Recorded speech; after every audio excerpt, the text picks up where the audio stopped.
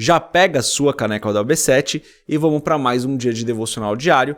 A gente vai continuar meditando em Colossenses capítulo 2. Eu sou André Maldonado e o AB7 é uma produção do JC na Veia.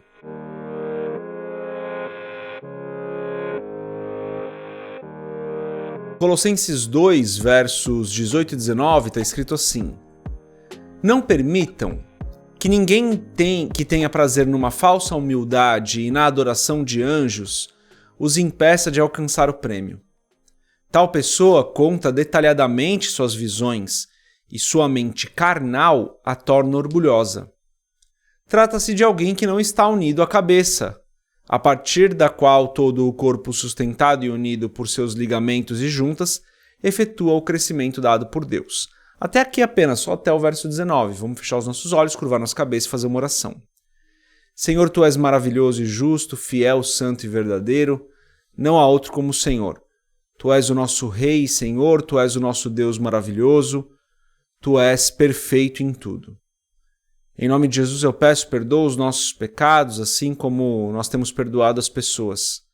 Tem misericórdia de nós, Pai. Em nome de Jesus, eu te agradeço por mais essa quarta-feira. Te agradeço por mais um dia que nós temos para te adorar. Te agradeço pelo alimento que o Senhor tem colocado nas nossas mesas, pela nossa igreja local, por tudo que o Senhor tem feito, por todo o ensino que o Senhor tem nos dado.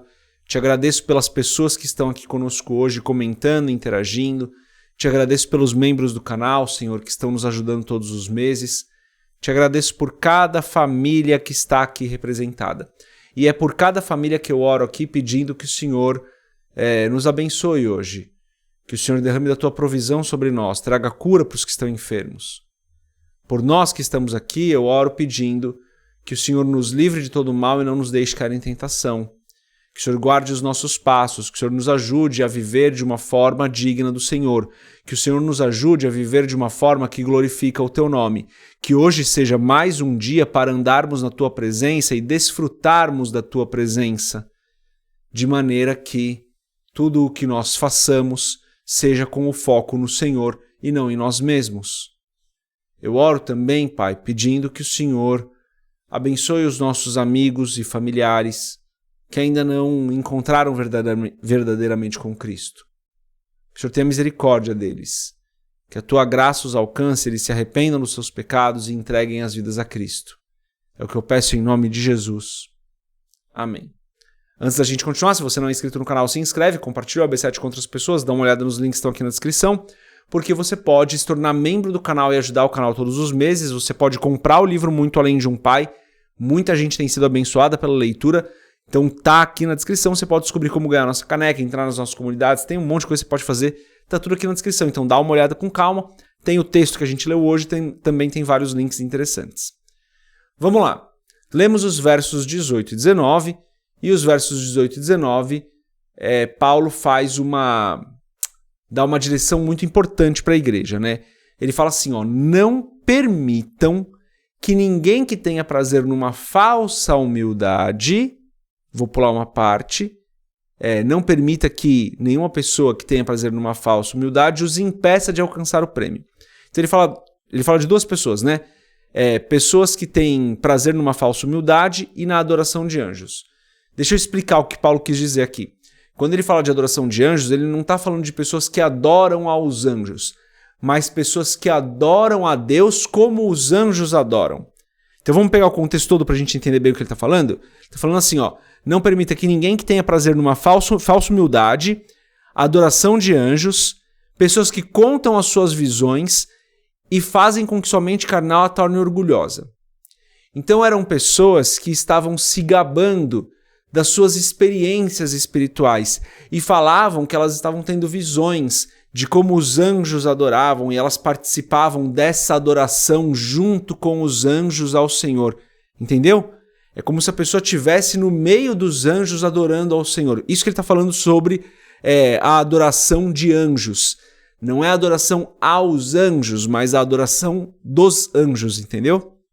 Então eram pessoas que estavam relatando de experiências espirituais maravilhosas, que realmente até podem acontecer, se você entender dessa forma, talvez até possam realmente acontecer, Mas o que ele está falando aqui, é que essas pessoas elas têm uma falsa humildade, que elas têm uma mente carnal que as torna orgulhosa. Ou seja, eram pessoas que estavam olhando para aquela experiência e fazendo com que aquilo trouxesse holofote para ela. E ela se torna orgulhosa por isso. E essas pessoas estariam então impedindo a igreja de alcançar o prêmio. Por quê? Ele vai falar no verso 19. Trata-se de alguém que não está unido à cabeça, não está unido a Cristo, cabeça aqui com C maiúsculo, que não está unido a Cristo, a partir do qual todo o corpo sustentado e unido por seus ligamentos e juntas, efetua o crescimento dado por Deus. Ou seja, são pessoas que não estão ligadas a Cristo, estão ligadas a elas mesmas, cheias de orgulho, relatando de experiências espirituais maravilhosas que fazem com que as pessoas da igreja, com que a comunidade ali local, a igreja de Colossos, no caso, não alcançasse o prêmio. Então vejam, eram pessoas cheias de orgulho, com uma mentalidade carnal, que estavam relatando experiências super espirituais. Parece até coisa que a gente vê ainda hoje, né? Parece coisa que às vezes, em alguns casos, a gente pode ver ainda hoje. Pessoas que relatam experiências maravilhosas, e acabam fazendo com que a igreja se sinta menor, se sinta diminuída por não ter aquelas experiências. E aqui deixa eu fazer um parênteses muito rápido que é importante. Gente, você não mede a sua maturidade espiritual por experiências milagrosas, por experiências maravilhosas, tá? Não é isso que mede o quão espiritual você é, não é isso que mede o quão cristão você é, não é isso que mede se Deus te aceita ou não. Deus te ama, ponto final, independentemente das experiências que você tenha tido. Você pode ter tido experiências maravilhosas com Deus e ter um irmão que não teve nenhuma experiência maravilhosa com Deus. Ambos são amados por Deus.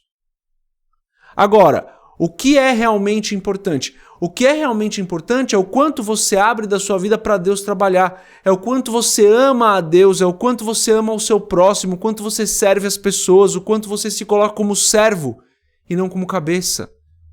O quanto você se coloca numa posição de humildade e não de orgulho. E essas pessoas da igreja de Colossos aqui estavam se colocando numa posição de orgulho por terem tido experiências espirituais que eles julgavam ser maravilhosas.